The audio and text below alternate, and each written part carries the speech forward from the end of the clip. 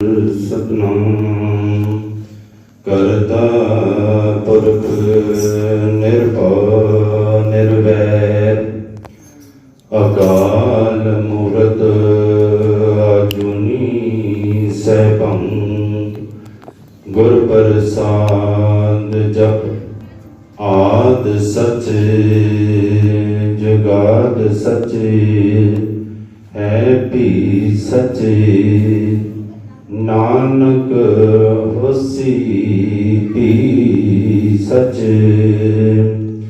सतजुग तै माणियो छलियो बल पावन पायो त्रेते तै माणियो राम रघुवंश कहायो द्वापर कृष्ण मुरार कंस गिरधारत कियो उगर सैन को राज अभय भगत जन दियो कल जुग परमाण नानक गुर अंगद अमर कहायो श्री गुरु राज अब चल अटल आद पुरख फरमायो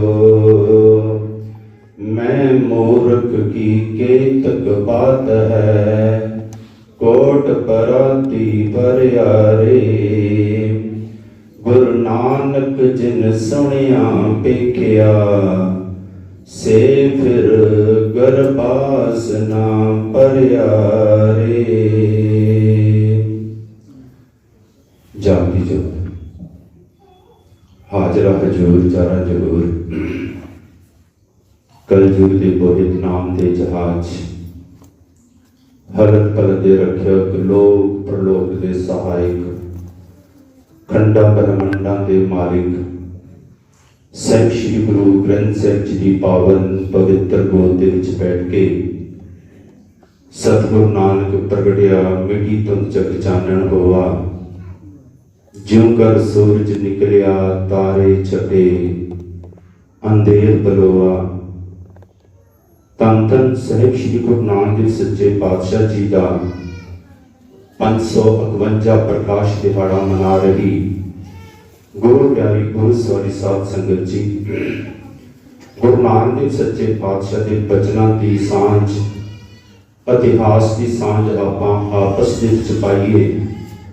उस तो पहला गुरु पातशाह जी के गुणों बख्शिश दे विच मिली हुई फतेह सारे ही प्यार सत्कार निमरता के नाल गज बज के फतेह का जवाब फतेह विच दियो। वाहिगुरु जी का खालसा वाहिगुरु जी की फतेह। सत्संगी जनों मेरे गुरु नानक देव सच्चे पातशाह जी के इस संसार के विच आने तो पहला जो संसार की दुर्दशा सी समाजिक तौर पे आर्थिक तौर पे राजनीतिक तौर पे धार्मिक तौर पे वो बड़े विस्तार पूर्वक भाई साहब भाई गुरदास जी ने पहली बार के अंदर अंकित की हुई है। आप धर्म की दुनिया दे विच बैठे हाँ धर्म की की दुर्दशा हो गई सी भाई साहब भाई गुरदास जी ने अपने बचनों च अंकित किया है। चारे जागे चौ चुगिनी पंच आयन प्रभ आपे हुआ आपे पट्टी कलम आप आपे लिखण हारा हुआ बाज गुरु अंधेर है खै खै मरदे बोध दिलोआ वरत्या पाप जगतर ते तौल बड़ीना निस दिन रोआ बाज दिया बलहीन हुए निकल चले रसातल टोआ खड़ा इकत पैर ते पापा संग बहु भारा हुआ थमे कोई ना साध बिन साध ना दिसै जग विच कोआ धर्म तौल पुकारे तले खड़ोआ। मेरे गुरु नानक देव सच्चे पातशाह के प्रति भाई साहब भाई गुरदास जी ने इस शब्द के अंदर जो कि पुरातन एक गाथा चली आंदी सी उसका थोड़ा उन्होंने जिक्र किया। ਉਦੋਂ ਇਹ ਗੱਲ ਪ੍ਰਚਲਿਤ ਸੀ ਸੰਸਾਰ ਦੇ ਅੰਦਰ ਕਿ ਇਸ ਧਰਤੀ ਨੂੰ ਇੱਕ ਬੈਲ ਨੇ ਚੁੱਕਿਆ ਹੋਇਆ ਹੈ। ਪਰ ਭਾਈ ਸਾਹਿਬ ਭਾਈ ਗੁਰਦਾਸ ਜੀ ਨੇ ਇਸੇ ਸ਼ਬਦ ਦੇ ਅਖੀਰ ਵਿੱਚ ਇੱਕ ਗੱਲ ਸਪਸ਼ਟ ਕਰ ਦਿੱਤੀ, ਧਰਮ ਧੌਲ। ਕਹਿੰਦੇ ਜਿਹੜਾ ਆ ਧੌਲ ਦੀ ਗੱਲ ਹੈ, ਬੈਲ ਦੀ ਗੱਲ ਹੈ, ਕਹਿੰਦੇ ਅਸਲ ਦੇ ਵਿੱਚ ਧਰਮ ਹੀ ਹੈ। ਮੈਂ ਬੇਨਤੀ ਕਰਾਂ, ਸੰਸਾਰ ਦੇ ਅੰਦਰ ਜਿੰਨਾ ਚਿਰ ਧਰਮ ਕਾਇਮ ਹੈ ਉਹਨਾਂ ਚਿਰ ਸੰਸਾਰ ਬੜਾ ਟਿਕਿਆ ਰਹਿੰਦਾ ਹੈ, ਸ਼ਾਂਤਪੂਰਵਕ ਰਹਿੰਦਾ ਹੈ, ਹਰ ਕੁਝ ਠੀਕ ਠੀਕ ਚੱਲਦਾ ਹੈ। ਪਰ ਜਦੋਂ ਅਧਰਮ ਹੋਣਾ ਸ਼ੁਰੂ ਹੋ ਜਾਵੇ ਤਾਂ ਧਰਤੀ ਵੀ ਡੋਲ ਜਾਂਦੀ ਹੈ। ਭਾਈ ਸਾਹਿਬ ਜੀ ਨੇ ਇਸ ਗੱਲ ਦੇ ਵਿੱਚ, ਇਸ ਸ਼ਬਦ ਵਿੱਚ ਇਹ ਗੱਲ ਕਹੀ ਹੈ, ਕਹਿੰਦੇ ਚਾਰੇ ਜਾਗੇ ਚੌ ਜੁਗੇ ਪੰਚੈਨ ਪ੍ਰਭ ਆਪੇ ਹੁਆ। ਕਹਿੰਦੇ ਚਾਰਾਂ ਯੁਗਾਂ ਦੇ ਵਿੱਚ ਜਿਹੜੇ ਅਵਤਾਰ ਆਏ, ਕਹਿੰਦੇ ਉਹਨਾਂ ਦੇ ਪਿੱਛੇ ਵੀ ਉਸ ਪ੍ਰਮਾਤਮਾ ਪੰਚੈਨ ਦੀ ਆਪਣੀ ਕਿਰਪਾ ਸੀ, ਉਹਦੀ ਸ਼ਕਤੀ ਸੀ, ਤਾਂ ਹੀ ਚਾਰੇ ਯੁਗਾਂ ਦੇ ਵਿੱਚ ਚਾਰ ਅਵਤਾਰ ਉਹਨਾਂ ਨੇ ਭੇਜੇ। ਚਾਰੇ ਜਾਗੇ ਚੌ ਜੁਗੇ ਪੰਚੈਨ ਪ੍ਰਭ ਆਪੇ ਹੁਆ। ਕਹਿੰਦੇ ਆਪੇ ਪੱਟੀ ਕਲਮ ਆਪੇ ਲਿਖਣਹਾਰਾ ਹੁਆ। ਕਹਿੰਦੇ ਪਰਮਾਤਮਾ ਆਪ ਹੀ ਪੱਟੀ ਬਣਿਆ, ਆਪ ਹੀ ਕਲਮ ਬਣਿਆ। ਜੋ ਜੋ ਕੁਝ ਉਹਨਾਂ ਨੇ ਸੰਸਾਰ ਵਿੱਚ ਆ ਕੇ ਕੀਤਾ, ਉਹਨਾਂ ਦੇ ਕੋਲੋਂ ਵੀ ਕਰਵਾਉਣ ਵਾਲਾ ਪਰਮਾਤਮਾ ਆਪੇ ਹੀ ਸੀ। ਕਹਿੰਦੇ ਇੱਧਰ ਸੰਸਾਰ ਦੀ ਗੁਰੂ ਨਾਨਕ ਦੇਵ ਸੱਚੇ ਪਾਤਸ਼ਾਹ ਦੇ ਆਉਣ ਤੋਂ ਪਹਿਲਾਂ ਦੁਰਦਸ਼ਾ ਕੀ ਸੀ? ਕਹਿੰਦੇ ਬਾਜ ਗੁਰੂ ਅੰਧੇਰ ਹੈ, ਖੈ ਖੈ ਮਰਦੇ ਬਹੁ ਬਿਦਲੂਆ। ਕਹਿੰਦੇ ਕੋਈ ਪੂਰਨ ਗੁਰੂ ਸੰਸਾਰ ਅੰਦਰ ਉਸ ਵਕਤ ਨਹੀਂ ਸੀ।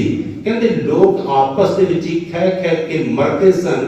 ਵਰਤਿਆ ਪਾਪ ਜਗਤਰ ਤੇ ਧੌਲ ਉਡੀਨਾ ਨਿਸਦਿਨ ਰੁਆ। ਕਹਿੰਦੇ ਸੰਸਾਰ ਦੇ ਅੰਦਰ ਜਦੋਂ ਪਾਪ ਵਰਤਦਾ ਗਿਆ, ਪਾਪ ਵੱਧਦਾ ਗਿਆ, ਤੇ ਕਹਿੰਦੇ ਧੌਲ ਉਡੀਨਾ ਦੇ ਅਰਥਾਂ ਉਦਾਸ। ਕਹਿੰਦੇ ਉਹ ਜਿਹੜਾ ਬੈਲ, ਇੱਕ ਜਿਹੜਾ ਸਨਾਤਨ ਧਰਮ ਦੇ ਅੰਦਰ ਗਾਥਾ ਬਣੀ ਹੋਈ ਸੀ, ਕਹਿੰਦੇ ਉਹ ਬੈਲ ਵਿਚਾਰਾ ਉਦਾਸ, ਤੇ ਕਹਿੰਦੇ ਨਿਸ ਦਿਨ ਰੋਆ। ਕਹਿੰਦੇ ਦਿਨ ਰਾਤ ਉਹ ਰੋਂਦਾ ਸੀ ਤੇ ਪਰਮਾਤਮਾ ਦੇ ਅੱਗੇ ਪੁਕਾਰ ਕਰਦਾ ਸੀ ਕਿ ਪਰਮਾਤਮਾ ਮੇਰੇ ਤੇ ਕਿਰਪਾ ਕਰ। ਇਸੇ ਸ਼ਬਦ ਦੀਆਂ ਅਗਲੀਆਂ ਪੰਕਤੀਆਂ 'ਚ ਉਹਨਾਂ ਨੇ ਹੋਰ ਉਦਾਹਰਨ ਦੇ ਦਿੱਤੀ, ਕਿਉਂਕਿ ਉਸ ਵਕਤ ਇਹ ਗੱਲ ਪ੍ਰਚਲਿਤ ਸੀ ਕਿ ਸਤਜੁਗ ਦੇ ਅੰਦਰ ਬੈਲ ਦੇ 4 ਪੈਰ ਸਨ। ਪਰ ਜਦੋਂ ਸਤਜੁਗ ਖਤਮ ਹੋਇਆ ਤੇ ਉਸ ਵਕਤ ਤ੍ਰੇਤਾ ਪ੍ਰਾਰੰਭ ਹੋਇਆ। ਤ੍ਰੇਤੇ ਦੇ ਵਿੱਚ ਬੈਲ ਦਾ 1 ਪੈਰ ਕੱਟਿਆ ਗਿਆ, 3 ਪੈਰ ਰਹਿ ਗਏ। ਉਸ ਤੋਂ ਬਾਅਦ ਦੁਆਪਰ ਆਇਆ, ਦੁਆਪਰ ਦੇ ਵਿੱਚ 2 ਪੈਰ ਕੱਟੇ ਗਏ। ਕਲਯੁਗ ਆਇਆ, ਕਲਯੁਗ ਵਿੱਚ 3 ਪੈਰ ਕੱਟੇ ਗਏ। ਇਸੇ ਗੱਲ ਦਾ ਜ਼ਿਕਰ ਭਾਈ ਸਾਹਿਬ ਭਾਈ ਗੁਰਦਾਸ ਜੀ ਨੇ ਇਸ ਸ਼ਬਦ ਵਿੱਚ ਕੀਤਾ ਹੈ। ਕਹਿੰਦੇ ਖੜਾ ਇਕਤ ਪੈਰ ਤੇ ਪਾਪਾਂ ਸੰਗ ਬਹੁ ਭਾਰਾ ਹੁਆ। ਕਹਿੰਦੇ 1 ਪੈਰ ਦੇ ਉੱਪਰ ਉਹ ਬੈਲ ਵਿਚਾਰਾ ਧਰਮ ਖੜਾ ਹੈ, ਤੇ ਕਹਿੰਦੇ ਸੰਸਾਰ ਦੇ ਅੰਦਰ ਕਹਿੰਦੇ ਪਾਪਾਂ ਦਾ ਭਾਰ ਵੱਧਦਾ ਜਾ ਰਿਹਾ ਹੈ। ਕਹਿੰਦੇ ਧਰਮ ਧੌਲ ਪੁਕਾਰੇ ਤਲੇ ਖੜੋਆ। ਕਹਿੰਦੇ ਉਹ ਧਰਮ ਦਾ ਬੈਲ ਕਹਿੰਦੇ ਪੁਕਾਰ ਕਰਦਾ ਪਰਮਾਤਮਾ ਦੇ ਅੱਗੇ ਕਿ ਪਰਮਾਤਮਾ ਹੁਣ ਕੁਝ ਕਿਰਪਾ ਕਰ ਦੇ।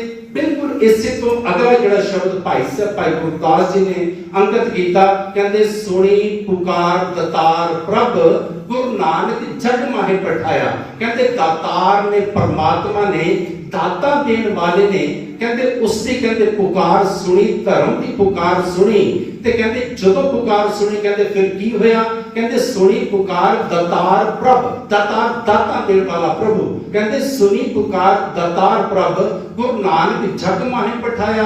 ਕਹਿੰਦੇ ਉਹਨਾਂ ਨੂੰ ਸੰਸਾਰ ਦੇ ਵਿੱਚ ਭੇਜਿਆ ਤੇ ਉਹਨਾਂ ਨੇ ਸੰਸਾਰ ਦੇ ਵਿੱਚ ਆ ਕੇ ਕੀਤਾ ਕੀ? ਫਿਰ ਉਸ ਦਾ ਅੱਗੇ ਭਾਈ ਸਾਹਿਬ ਜੀ ਨੇ ਥੋੜਾ ਜਿਹਾ ਜ਼ਿਕਰ ਕੀਤਾ। ਕਹਿੰਦੇ ਉਹਨਾਂ ਨੇ ਆ ਕੇ ਪਤਾ ਕੀ ਕੀਤਾ? ਕਹਿੰਦੇ ਚਰਨ ਧੋਏ ਰਹਿਰਾਸ ਕਰ ਚਰਨਾ ਮਿਰਤ ਸਿੱਖਾਂ ਪਿਲਾਇਆ। ਕਹਿੰਦੇ ਇੱਕ ਉਹਨਾਂ ਨੇ ਮਰਜ਼ਾਦਾ, ਰਹਿਰਾਸ ਦੇ ਅਰਥਾਂ ਮਰਜ਼ਾਦਾ, ਕਹਿੰਦੇ ਉਹਨਾਂ ਨੇ ਇੱਕ ਆ ਕੇ ਮਰਜ਼ਾਦਾ ਚਲਾਈ ਜੋ ਪੁਰਾਤਨ ਉਸ ਵਕਤ ਵੀ ਹਿੰਦੁਸਤਾਨ ਅੰਦਰ ਚੱਲਦੇ ਸੀ ਕਿ ਚਰਨ ਧੋ ਕੇ ਦੇਣੇ ਸ਼ੁਰੂ ਕੀਤੇ ਤੇ ਆਪਣੇ ਜਿਹੜਾ ਨਾਮ ਲੋਕਾਂ ਨੂੰ ਜਪਾਣਾ ਸ਼ੁਰੂ ਕੀਤਾ। ਤੇ ਜਿਹੜਾ ਗੁਰੂ ਨਾਨਕ ਦੇਵ ਸੱਚੇ ਪਾਤਸ਼ਾਹ ਦੇ ਚਰਨ ਧੋ ਕੇ ਪੀ ਲੈਂਦਾ ਸੀ ਉਹ ਸਿੱਖੀ ਦੇ ਵਿੱਚ ਪ੍ਰਵੇਸ਼ ਕਰ ਜਾਂਦਾ ਸੀ। ਭਾਈ ਸਾਹਿਬ ਜੀ ਨੇ ਅੱਗੇ ਬੜਾ ਸੋਹਣਾ ਕਿਹਾ, ਕਹਿੰਦੇ ਗੁਰੂ ਨਾਨਕ ਦੇਵ ਸੱਚੇ ਪਾਤਸ਼ਾਹ ਨੇ ਉਪਦੇਸ਼ ਕਾਦਾ ਦਿੱਤਾ। ਪਹਿਲੀ ਪੰਕਤੀ 'ਚ ਕਹਿੰਦੇ ਸਿੱਖ ਕਿਵੇਂ ਬਣਾਏ, ਉਸ ਦਾ ਢੰਗ ਦੱਸਿਆ। ਕਹਿੰਦੇ ਫਿਰ ਗੁਰੂ ਨਾਨਕ ਦੇਵ ਸੱਚੇ ਪਾਤਸ਼ਾਹ ਨੇ ਉਪਦੇਸ਼ ਕਾਦਾ ਦਿੱਤਾ। ਕਹਿੰਦੇ ਪਾਰ ਬ੍ਰਹਮ ਪੂਰਨ ਬ੍ਰਹਮ ਕਲਯੁਗ ਅੰਦਰ ਇੱਕ ਦਿਖਾਇਆ। ਕਹਿੰਦੇ ਇੱਕ ਤਾਂ ਪਾਰ ਬ੍ਰਹਮ ਪਰਮਾਤਮਾ ਹੈ, ਕਿਉਂਕਿ ਜਦੋਂ ਗੁਰੂ ਨਾਨਕ ਦੇਵ ਸੱਚੇ ਪਾਤਸ਼ਾਹ ਆਏ ਤਾਂ ਇਸ ਧਰਤੀ ਦੇ ਉੱਪਰ ਸਤਸੰਗੀ ਜਦੋਂ ਅਜੇ ਵੀ ਸਨਾਤਨ ਧਰਮ ਦੇ ਅੰਦਰ ਬੜੇ ਦੇਵੀ ਦੇਵਤਿਆਂ ਨੂੰ ਮੰਨਿਆ ਜਾਂਦਾ ਹੈ। हिंदुस्तान के अंदर कहावत मशहूर सी कि 33 करोड़ देवता सत्संगी जनो ते 33 करोड़ देवते ਨੂੰ अलग-अलग ढंग ਦੇ ਨਾਲ ਉਹਨਾਂ 'ਚ परमात्मा ਮੰਨਿਆ ਜਾਂਦਾ ਸੀ। ਪਰ ਮੇਰੇ ਗੁਰੂ ਨਾਨਕ ਸੱਚੇ ਪਾਤਸ਼ਾਹ ਨੇ ਕਿਹਾ ਕਿ ਜਿੰਨੇ ਵੀ ਦੇਵੀ ਦੇਵਤੇ ਆਏ ਹਨ ਕਹਿੰਦੇ ਉਹਨਾਂ ਦੇ ਪਿੱਛੇ परमात्मा है, परमात्मा ने ਉਹਨਾਂ ਨੂੰ ਭੇਜਿਆ। ਮੇਰੇ ਗੁਰੂ ਨਾਨਕ ਸੱਚੇ ਪਾਤਸ਼ਾਹ ਕਹਿੰਦੇ ਇਹਨਾਂ ਕੱਲਿਆਂ ਨੂੰ ਨਾ ਮੰਨੋ, ਕਹਿੰਦੇ ਉਹ ਪਾਰ ਬ੍ਰਹਮ ਪਰਮੇਸ਼ਰ ਕਹਿੰਦੇ ਜਿਹੜੇ ਦੇਵਤਿਆਂ ਦੇ ਪਿੱਛੇ ਵੀ ਇੱਕ ਸ਼ਕਤੀ ਕੰਮ करती है। इसे करके तब मेरे गुरु नानक सच्चे पातशाह ने जो बाणी उच्चारनी शुरू की थी तो गल उन्होंने एक ओंकार को की थी कि वो एक परमात्मा का संबोधन किया।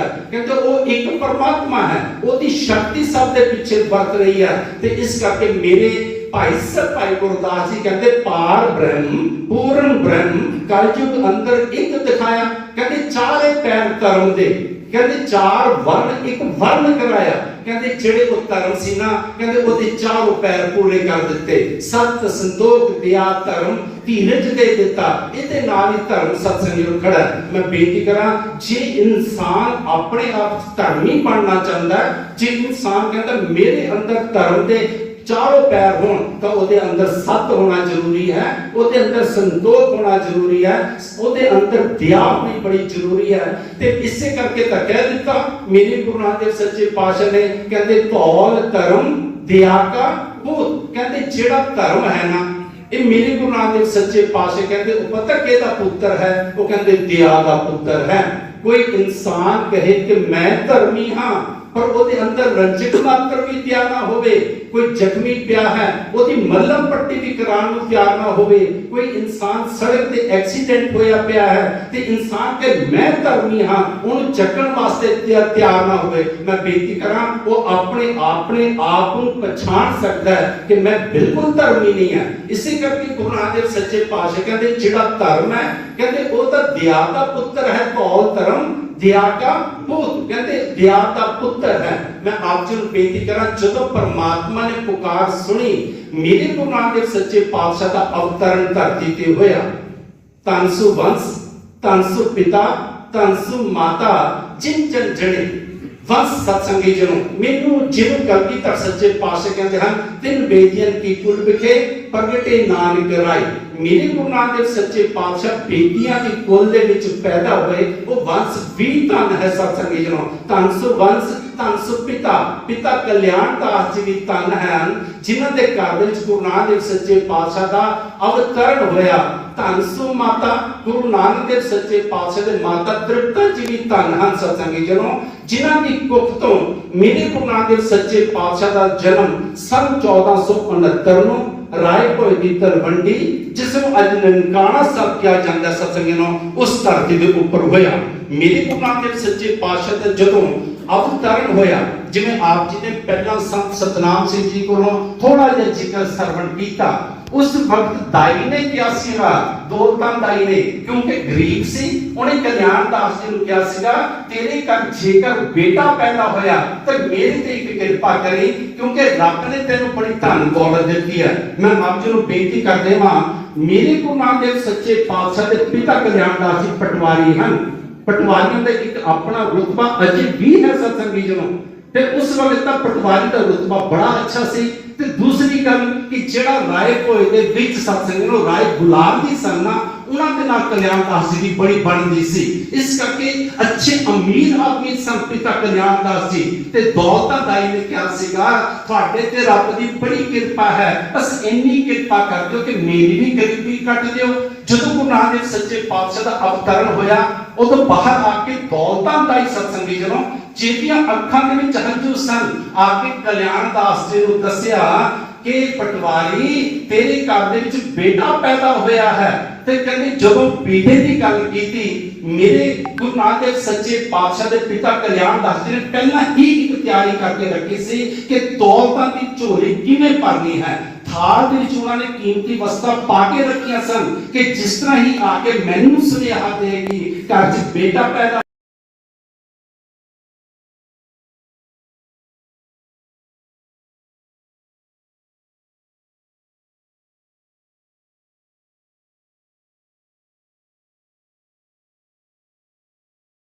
होया ए मैं थाल ओदी झोली च पा देंगा। पर कहते ਜਦੋਂ ਕਲਿਆਣਦਾਸ ਜੀ ਨੂੰ ਆ ਕੇ ਕਿਹਾ ਦੌਲਤਾਂ ਦਾਈ ਨੇ ਕਿ ਘਰ ਦੇ ਵਿੱਚ ਬੇਟਾ ਪੈਦਾ ਹੋਇਆ ਹੈ ਤੇ ਉਸ ਦਾ ਜਿਹੜਾ ਚਿਹਰਾ ਸੀ ਮੇਰੇ ਹੱਥਾਂ 'ਚ ਕਹਿਣ ਲੱਗੇ ਪਟਵਾਰੀ ਬੜੇ ਬੱਚਿਆਂ ਨੇ ਜਨਮ ਲਿਆ ਹੈ ਪਰ ਜਿਹਨੇ ਵੀ ਜਨਮ ਦਿੱਤਾ ਉਹ ਸੰਸਾਰ ਵਿੱਚ ਰੋਂਦਾ ਹੋਇਆ ਆਂਦਾ ਹੈ। ਦਾਸ ਨੇ ਆਪ ਜੀ ਨੂੰ ਕਈ ਵਾਰੀ ਬੇਨਤੀ ਕੀਤੀ ਹੈ, ਭਾਈ ਗੁਰਦਾਸ ਜੀ ਨੇ ਵੀ ਬਚਨ ਕੀਤੇ ਹੋਏ ਹਨ, ਕਹਿੰਦੇ ਰੋਵੈ ਰਤਨ ਗਵਾਏ ਕੇ ਮਾਇਆ ਮੋਹ ਅੰਧੇਰ ਗੁਬਾਰਾ। ਕਹਿੰਦੇ ਜਦੋਂ ਜੀਵ ਸੰਸਾਰ ਵਿੱਚ ਆਉਂਦਾ ਹੈ ਜਿਹਨੂੰ ਆਪਾਂ ਆਨੰਦ ਸਾਹਿਬ ਦੇ ਵਿੱਚ ਸਰਵਣ ਕਰਦੇ ਆ ਲਿਵ ਛੁੜਦੀ ਲੱਗੀ ਤ੍ਰਿਸ਼ਨਾ ਮਾਇਆ ਅਮਰ ਵਰਤਾਇਆ ਕਿ ਜਦੋਂ ਮਾਇਆ ਆਪਣਾ ਅਸਰ ਪਾਉਂਦੀ ਹੈ ਕਿਉਂਕਿ ਮਾਂ ਦੇ ਗਰਭ ਦੇ ਵਿੱਚ ਜਿਹੜਾ ਜੀਵ ਹੈ ਸਤਸੰਗੀ ਜਨੋ ਉਹ ਪਰਮਾਤਮਾ ਦੇ ਨਾਮ ਦੇ ਨਾਲ ਜੁੜਿਆ ਹੁੰਦਾ ਹੈ। ਜਦੋਂ ਮਾਇਆ ਵਰਤਦੀ ਹੈ ਸੰਸਾਰ ਵਿੱਚ ਜਦੋਂ ਜੀਵ ਆਉਂਦਾ ਹੈ ਲਿਵ ਟੁੱਟਦੀ ਹੈ।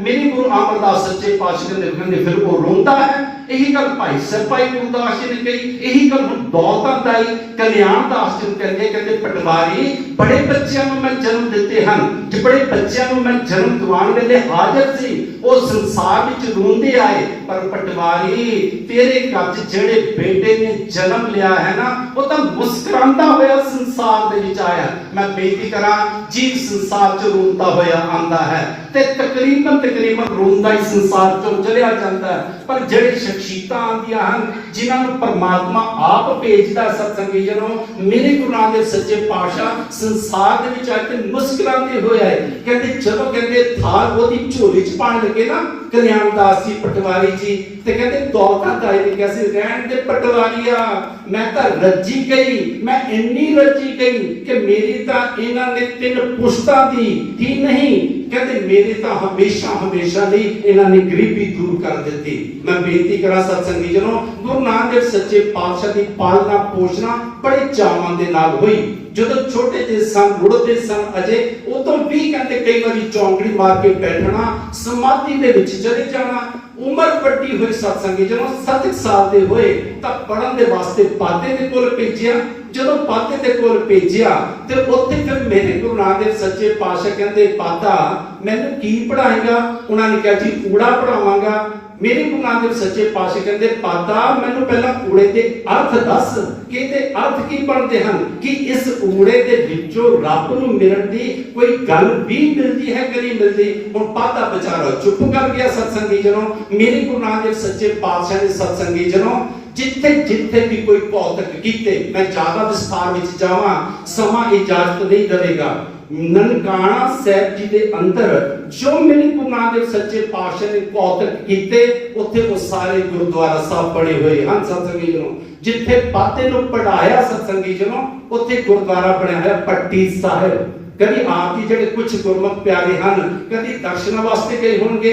ਜਦੋਂ ਗੁਰੂ ਨਾਨਕ ਦੇਵ ਸੱਚੇ ਪਾਤਸ਼ਾਹ 7 ਸਾਲ ਦੇ ਹੋਏ ਸਤਸੰਗੀ ਜਨੋ ਫਿਰ ਜੰਜੂ ਪਵਾਉਣ ਦੀ ਗੱਲ ਕੋਸ਼ਿਸ਼ ਕੀਤੀ ਕਿ ਤੁਹਾਨੂੰ ਜੰਜੂ ਪਵਾਇਆ ਜਾਵੇ। ਸੰਤ ਗੁਰਮੇਲ ਸਿੰਘ ਜੀ ਦੇ ਕੋਲ ਆਪ ਜੀ ਨੇ ਸਰਵਣ ਕੀਤਾ। ਮੇਰੇ ਗੁਰੂ ਨਾਨਕ ਦੇਵ ਸੱਚੇ ਪਾਤਸ਼ਾਹ ਕਹਿੰਦੇ ਇਹ ਜਿਹੜਾ ਜੰਜੂ ਪਵਾਉਣ ਲੱਗਾ ਹੈ ਕਹਿੰਦੇ ਇਹ ਟੁੱਟਦਾ ਵੀ ਹੈ, ਇਹਨੂੰ ਅੱਗ ਵੀ ਲੱਗਦੀ ਹੈ, ਇਹ ਮੈਲਾ ਕੁਚੈਲਾ ਵੀ ਹੁੰਦਾ। ਕਹਿੰਦੇ ਇੱਕ ਗੱਲ ਦਾ ਧਿਆਨ ਰੱਖੀ ਪੰਡਤ ਜੰਜੂ ਦੇ ਵਾਸਤੇ 4 ਚੀਜ਼ਾਂ ਦੀ ਜ਼ਰੂਰਤ ਹੈ। ਕਹਿੰਦੇ ਇੱਕ ਉਹਦੇ ਵਾਸਤੇ ਕਪਾਹ ਦੀ ਜ਼ਰੂਰਤ ਹੈ, ਕਹਿੰਦੇ ਦੂਜਾ ਕਿ ਉਹਦਾ ਸੂਤ ਦੀ ਜ਼ਰੂਰਤ ਹੈ, ਕਹਿੰਦੇ ਤੀਜਾ ਉਹਦੇ ਵਿੱਚ ਕਹਿੰਦੇ ਵੱਟ ਦੇਣਾ ਪੈਂਦਾ ਹੈ, ਕਹਿੰਦੇ ਚੌਥੀ ਗੱਲ ਉਹ ਵਿੱਚ ਗੰਢਾਂ ਦੇਣੀਆਂ ਪੈਂਦੀਆਂ ਹਨ। ਤਾਂ ਹੀ ਤਾਂ ਮੇਰੇ ਗੁਰੂ ਨਾਨਕ ਦੇਵ ਸੱਚੇ ਪਾਤਸ਼ਾਹ ਨੇ ਆਸਾ ਜੀ ਦੀ ਵਾਰ ਵਿੱਚ ਕਹਿ ਦਿੱਤਾ ਜਦੋਂ ਪੰਡਤ ਨੇ ਪੁੱਛਿਆ ਜੀ ਇਹ ਰਸਮ ਤਾਂ ਪੂਰੀ ਕਰਨੀ ਹੈ ਫਿਰ ਤੁਸੀਂ ਕਿਵੇਂ ਕਰਾਣੀ ਚਾਹੁੰਦੇ ਹੋ? ਮੇਰੇ ਗੁਰੂ ਨਾਨਕ ਦੇਵ ਸੱਚੇ ਪਾਤਸ਼ਾਹ ਕਹਿੰਦੇ ਮੈਂ ਇਹਨੂੰ ਨਹੀਂ ਪਾਵਾਂਗਾ। ਕਹਿੰਦੇ ਜਿਹੜਾ ਮੈਲਾ ਕੁਚੈਲਾ ਹੋ ਜਾਂਦਾ ਕਹਿੰਦੇ ਜਿਹਨੂੰ ਅੱਗ ਲੱਗ ਜਾਂਦੀ ਹੈ ਕਹਿੰਦੇ ਜਿਹੜਾ ਟੁੱਟ ਜਾਂਦਾ ਹੈ। ਮੇਰੇ ਗੁਰੂ ਨਾਨਕ ਦੇਵ ਸੱਚੇ ਪਾਤਸ਼ਾਹ ਨੂੰ ਪੁੱਛਿਆ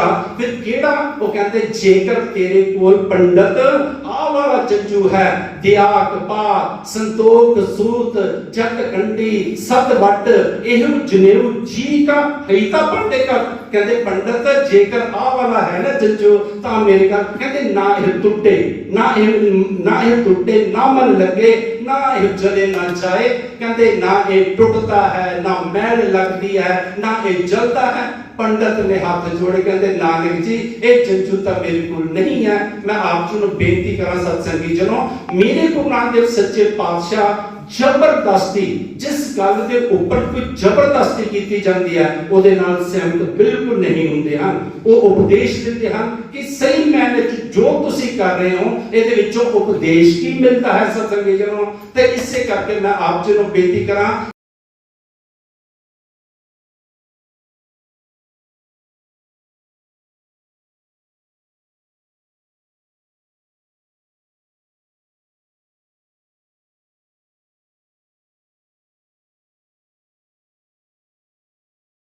ਜਦੋਂ ਥੋੜੇ ਹੋਰ ਵੱਡੇ ਹੋਏ ਪਿਤਾ ਜੀ ਨੇ ਫਿਰ ਸਤਸੰਗੀ ਨੂੰ ਮੱਝਾਂ ਚਰਾਉਣ ਦੇ ਵਾਸਤੇ ਭੇਜ ਦਿੱਤਾ।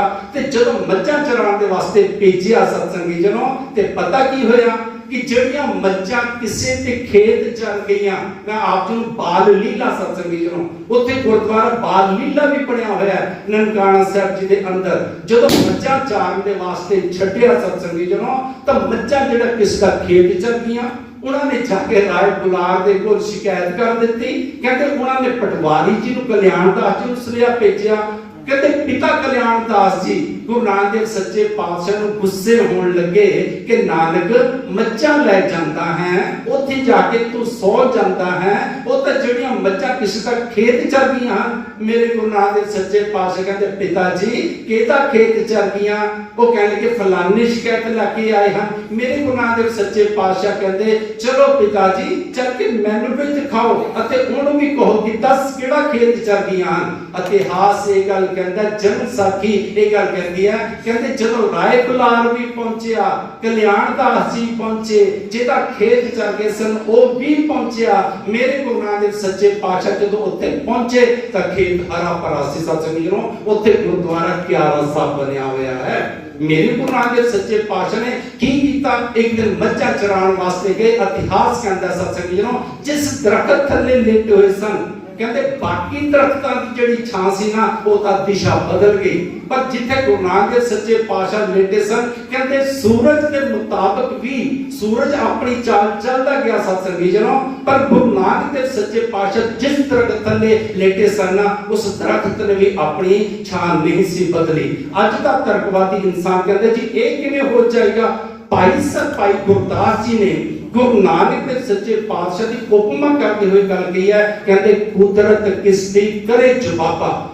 भाई साहब भाई गुरदास जी कहते जिहड़ी कुदरत ही है ना कहते वो भी मेरे गुरु नानक देव सच्चे पातशाह को जवाब नहीं दिंदी है सत्संग जनो। उत्थे दा जिक्र है गुरु नानक देव सच्चे पातशाह लेटे धुप आ गई आके सप ने छां कर दी सत्संगी जनो। मेरे गुरु नानक देव सच्चे पातशाह का जिहड़ा जन्म सन 1469 में आप जी बेनती की थी अते गल दा ध्यान रखो कत्तक दी पूर्णमासी नूं होया।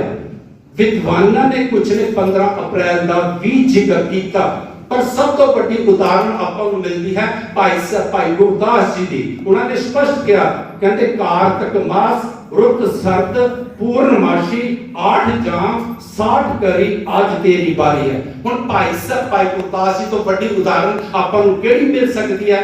हुण तुसीं कहोगे जी आ तां मकर दे विच आ गई पर नहीं सत्संगी जन मैं बेनती करा जिहड़े कैलेंडर बनदे हैं ना जिहड़े पुरातन कैलेंडर बनदे हैं वो दो ढंगां नाल बनदे हैं। एक बनदे हैं सूरज नूं मुख रख के वो संग्राम नूं पहली तरीक मनदे हैं। आ जिहड़ी पूर्णमासी ये 20 कत्तक दी है सत्संगी जनो ते दूजा कैलेंडर बनदा है सत्संगी जनो चंद्रमा नूं मुख रख के कत्तक दी अज अखीरली तरीक है सत्संगी जनो। ये पूर्णमासी 20 कत्तक च है क्योंकि आपां जिहड़ा मनदे हां कैलेंडर आपां संग्राम सूरज नूं मुख रख के जिहड़ा बनाया गया दो ढंगां दा जिहड़ी सत्संगी जनो पत्रियां मैं कोई पत्रियां दी महानता नहीं करन लगा पर मैं बेनती करदा जिहड़े पत्रियां पढ़ांदे हन वो सत्संगी जनो कैलेंडर लेंदे हन जिहड़ा पूर्णमासी तो प्रारंभ हुंदा महीना उस तो लेंदे हन। अज अखीरला कत्तक दा दिन है। कत्तक नूं मेरे गुरु नानक देव सच्चे पातशाह ने पूर्णमासी वाले दिन सत्संगी नूं अवतरण कीता जन्म धारिया। गुरु नानक देव सच्चे पातशाह ने जदों जन्म लिया भाई साहब जी ने बड़ा सोहना अपने बचनां दे विच फरमान कीता कहंदे की कीता कहंदे कलयुग दे विच कलयुग बाबे तारिया सतनाम पढ़ मंत्र सुनाया कल तारण गुरु नानक आया। कहते गुरु नानक देव सच्चे पातशाह ने आके कहते पता की कीता सतनाम दा गुरु मंत्र देना शुरू किया। दास आप जी की ज्ञात वास्ते बेनती करते रहे। इतिहास के मुताबिक तकरीबन 32 साल मेरे गुरु नानक देव सच्चे पातशाह रायपुर दी तरवंडी विच रहे जिसका नाम बाज आजकल सत्संग ननकाना साहब है। 32 साल तो लेके तकरीबन सत्संगी 24 या 25 साल मेरे गुरु नानक देव सच्चे पातशाह सुल्तानपुर की धरती ते रहे। सुल्तानपुर तो ही चारों उदासियां का उन्होंने रटन किया। जदों उत्थे दा रटन कर रहे सन ते चलते चलते गुरु नानक देव सच्चे पातशाह तलंबे की धरती ते पहुंच गए। जदों तलंबे की धरती ते पहुंचे गुरु नानक देव सच्चे पातशाह ते गुरु नानक देव उसका अजकल नाम पता की है? मखदूमपुर सत्संगी जनों जिहड़ा मुल्तान जिले दे विच है। जदों गुरु नानक देव सच्चे पातशाह उत्थे पहुंचे तब उत्थे दे लोकां ने कहा कि सच्चे पातशाह इत्थे एक इंसान है जिसका नाम था सज्जन है, उसने धर्मशाला बनाई हुई है। सच्चे पातशाह वो इतना कहर कमांदा है। मैं बेनती करा इतिहास कहता है कि ये चाचा ते भतीजा सन। भतीजे का नाम इतिहासकारां ने प्रिंसीपल सतबीर सिंह ने गज्जण लिखा हुआ है। कहते गज्जण की करता सी वर्ग ला के लोकां नूं लेके आंदा सी। कहते जदों लोकां नूं लेके आंदा सी ते कहते सज्जन पता की करदा सीगा? कहते उन्हां नूं कुछ ना कुछ जड़ी बूटी सुंघा के रात नूं बेहोश कर दिंदा सी। जिहड़ा माल असबाब हुंदा सी, कीमती समान हुंदा सी, कहते वो लुट लैंदा सी। कहते जदों लुट लैंदा सी जिहड़ा कोई अग्गों इनकारी हुंदा सी ना जब जिहड़ा कोई मुकाबला करदा सी उसका कत्ल करके खूह दे विच सुੱਟ दिंदा सी। भाई संतोख सिंह जी ने काव दे विच पूरा उसका वर्णन किया है। सत्संगी जनों जदों गुरु नानक देव सच्चे पातशाह भी विचरदे ओते कहंदे धर्मशाला च पहुंच गए। कहंदे जदों उसकी नजर पई ना गुरु नानक देव सच्चे पातशाह दे ऊपर, क्योंकि चेहरे के ऊपर जलाल बड़ा सी, चेहरे के ऊपर खेड़ा बड़ा सी। क्योंकि दास ये भी बेनती करते वे दुनियावी धन की रंगत भी चेहरे ते आंदी है। सत्संगी जनों ते गुरु नानक देव सच्चे पातशाह क्योंकि उसनु सज्जन नु अपने आप नु तक कोई परमार्थी धर्म दा गल दी ज्ञान ही नहीं सी। उन्हों दा बस संसार के पदार्थ तक सीमित सी, संसार की माया तक सीमित सी। उसने सोचा कि जेड़ा नाल एक रबाबी रखी हुआ है, जेड़े एक अपने नाल सेवादार रखिया होया बाला ते मर्दाना नु, उन्हें सोचे ये बड़ा कोई अमीर आदमी है, बड़ा अच्छा व्यापारी होगा। कहते अच्छी तरह जब सेवा करने लगा, भोजन छकान लगा, मेरे गुरु नानक देव सच्चे पातशाह ने इनकार कर दिता सीगा। कहते सज्जन मैनू भुख नहीं है, मैं परमात्मा का नाम जप के बस तृप्त हाँ, मैं भोजन नहीं खावांगा। क्योंकि मेरे गुरु नानक देव सच्चे पातशाह उन्होंने घरों चों भोजन नहीं छकते जिथे 10 नौहां दी किरत कमाई का पैसा नहीं आता। सत्संगी जनों इसे करके तो जब गुरु नानक देव सच्चे पातशाह भाई लालो जी के कोल गए हैं, उत्थे भी तो सी ना सत्संगी जनों उसनु भी तो जवाब दे दिता सी ना। गुरु नानक देव सच्चे पातशाह ने यही नहीं जवाब भी नहीं दिता। उसके पदार्थ उसका भोजन हत्थां च लैके जदों नपीड़िया तो ओदे विचों खून चलदा प्रतीत कर दिता, खून दिखा दिता। सत्संगी जनों हुण खून का मतलब की सी? सिर्फ ये सी कि तू लोकां नूं लुट के, तू लोकां दी ठगियां कर करके धन कमाया अते उस धन दे नाल तू लोकां दे अगे प्रपंच करके उन्हां नूं रिझा रहे ते लंगर लगा रहे हैं। मेरे गुरु नानक देव सच्चे पातशाह नहीं सी छकिया। जदों सज्जन टुर गए उन्हें सारा इंतजाम किया होया सी, धर्मशाला नाम दिता होया सी, पर मेरे गुरु नानक देव सच्चे पातशाह ने जदों भोजन ना छकिया ते आया एक दो बारी कहता जी आराम करो। मेरे गुरु नानक देव सच्चे पातशाह कहते सज्जन मैं आराम दे विच हां, तू अपना बस तू भी आराम कर। पर कहते सज्जन कित्थों आराम करे? ओदे अंदर तां इक्को तरफ चलदी सी किवें ना किवें इह सौंदा नहीं रहे, इन्हां तां मैं कत्ल करां, इन्हां को जिहड़ी इह पोटली माल असबाब है ये मैं लुट लवां। कहते गुरु नानक देव सच्चे पातशाह बैठे हैं दीवार दे नाल, कहते पिछले पाछे आके सज्जन कहते वो हुण सुनदा कि मर्दाना नाल बाले नाल अपने सेवकां नाल गल की कर रहे हैं। जदों ओदी पूरी एकाग्रता बन गई ना ये गल की कर रहे हैं, मेरे गुरु नानक देव सच्चे पातशाह ने फिर उदों शब्द उच्चारना शुरू किया। सोही राज मेरे गुरु नानक देव सच्चे पातशाह कहंदे उच्चल के हां चिलकना कोटन कालड़ी मस धोतियां झूठ ना उतरे जे सो धोवण तिस। मैं बेनती करा 7 उदाहरण मेरे गुरु नानक देव सच्चे पातशाह को शब्द विच दित्तियां, क्योंकि ओदा जिहड़ा जीवन बाहरों से बड़ा चमकदा प्रतीत हो रहा सी, बड़ा सज्जन लगदा सी, बड़ा देखण धर्मी लगदा सी। पर मेरे गुरु नानक देव सच्चे पातशाह ने पहली उदाहरण दी ਇਹ सत्संगी ਨੂੰ, क्योंकि गुरु नानक देव सच्चे पातशाह ने देखा ਹੁਣ सज्जन ਦੇ ਸੁਣਨ ਵਿੱਚ ਇਕਾਗਰਤਾ ਬਣੀ ਹੈ। मैं ਇੱਥੇ ਆਪ ਨੂੰ ਇੱਕ ਗੱਲ ਕਹਿ ਦੇਵਾਂ, ਦਰਸ਼ਨ ਸੱਜਣ ਨੇ ਪਹਿਲਾਂ ਕਰ ਲਏ ਸਨ पर ਉਹਦੇ ਅੰਦਰ ਤਬਦੀਲੀ ਕੋਈ ਨਹੀਂ ਆਈ सत्संगी ਨੂੰ दर्शन करके। मेरी गल का ध्यान रखना, ਦਰਸ਼ਨ ਉਸਨੇ ਕਰ ਲਏ ਸਨ, ਜੀ ਆਇਆਂ ਨੂੰ ਉਸਨੇ ਕਹਿ ਦਿੱਤਾ ਸੀ, ਭੋਜਨ ਛਕਾਉਣ ਦੀ ਬੇਨਤੀ ਉਹਨੇ ਕਰ ਦਿੱਤੀ ਸੀ, ਪਰ ਜੀਵਨ 'ਚ ਤਬਦੀਲੀ ਕੋਈ ਨਹੀਂ ਆਈ ਸਤਸੰਗੀ ਜਨੋ। ਇਸੇ ਕਰਕੇ ਦਰਸ਼ਨਾਂ ਦੀ ਵੀ ਗੁਰੂ ਗ੍ਰੰਥ ਸਾਹਿਬ 'ਚ ਮਹਾਨਤਾ ਹੈ, ਪਰ ਉਸ ਤੋਂ ਜ਼ਿਆਦਾ ਮਹਾਨਤਾ ਹੈ ਸ਼ਬਦ ਸਰਵਣ ਕਰਨ ਦੀ, ਤੇ ਸਰਵਣ ਕਰਕੇ ਫਿਰ ਮੰਨਣ ਕਰਨ ਦੀ। ਮੇਰੇ ਗੁਰੂ ਨਾਨਕ ਸੱਚੇ ਪਾਤਸ਼ਾਹ ਨੇ ਪਹਿਲੀ ਉਦਾਹਰਨ ਦਿੱਤੀ, ਕਹਿੰਦੇ ਉੱਚਰ ਕੇ ਹਾਂ ਚਿਲਕਣਾ, ਕਹਿੰਦੇ ਘੋਟਮ ਕਾਲੜੀ ਮੱਸ, ਕਹਿੰਦੇ ਧੋਤਿਆਂ ਝੂਠ ਨਾ ਉਤਰੇ ਜੇ ਸੋ ਧੋਵਣ ਤਿਸ।